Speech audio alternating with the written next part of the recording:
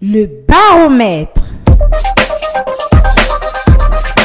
Le baromètre sur Mazlek, c'est le miroir de ceux qui font et défendent la société au Gabon et dans le reste du monde. Sont en hausse sur Mazlek. Maître Greta Clariel Mara Abila Chandi, présidente de la juridiction des mineurs au tribunal de première instance de Port-Gentil.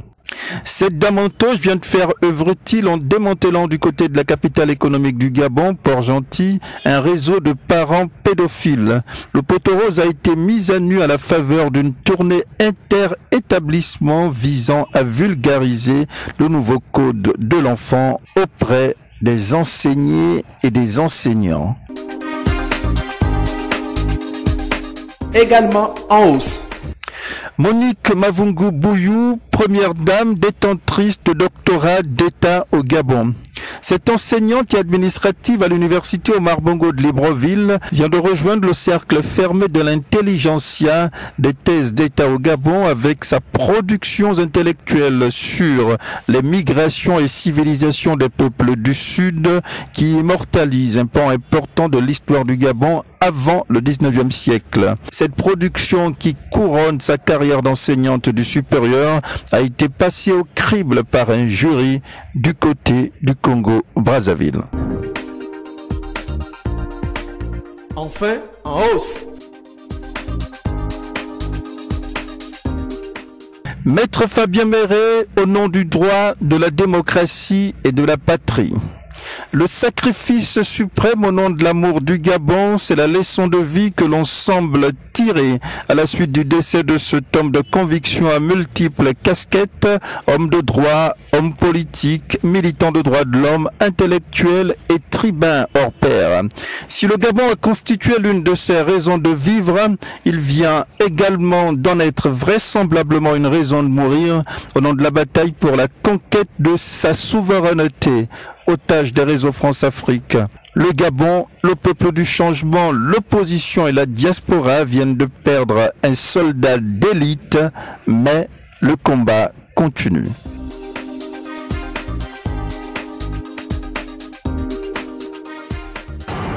Sont en baisse sur mazlek.net.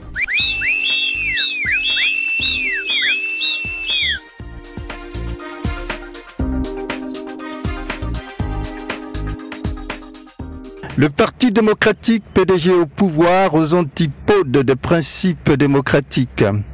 Déjà mis à l'index à tour de bras dans des élections controversées, présidentielles, législatives et locales sur fond de hold-up électoraux légion, la fraude électorale, excusez du peu, la sincérité des résultats issus des urnes lors des élections primaires, des sénatoriales en cours ont été entachés d'irrégularités à plus d'un titre.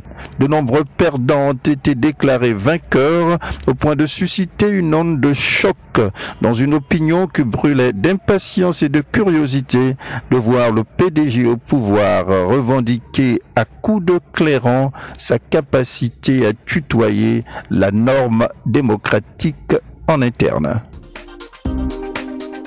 Également en baisse. Bento Païs, ambassadeur de l'Union européenne au Gabon, dans la tunique du déni de démocratie. Sacrilège, c'est l'exclamation sur fond de stupeur qui a gagné de nombreux Gabonais épris de paix et de démocratie à l'issue des conclusions du dialogue intensifié Union européenne-État gabonais, dont le rendu à toute honte but fait passer en perte et profit la victoire cinglante de Jean Ping à la présidentielle de 2016, mieux camouflée sur l'autel du compromis diplomatique, la répression dans le sang des contestataires des résultats controversés proclamés par la Cour constitutionnelle. Ce lot de consolation, le projet de bonnes intentions visant à se pencher sur les questions des prisonniers politiques et comme chat échaudé craint l'eau froide, les promesses n'engagent que ceux qui y croient. Enfin, en baisse.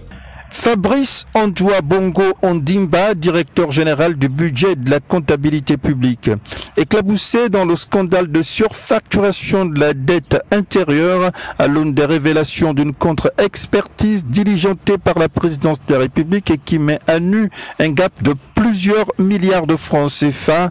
Plusieurs maillons de la chaîne des délinquants économiques présumés comptables de cette soustraction frauduleuse dans les caisses de l'État ont été évincés. Curiosité, ce rejeton de feu Omar Bongo Ondimba et de Marie-Madeleine Boranto, pourtant vraisemblablement au cœur de la manœuvre, ne semble visiblement pas inquiété. Comme quoi la chasse aux délinquants économiques semble pâtir de l'exemption des fils à papa. C'était le baromètre.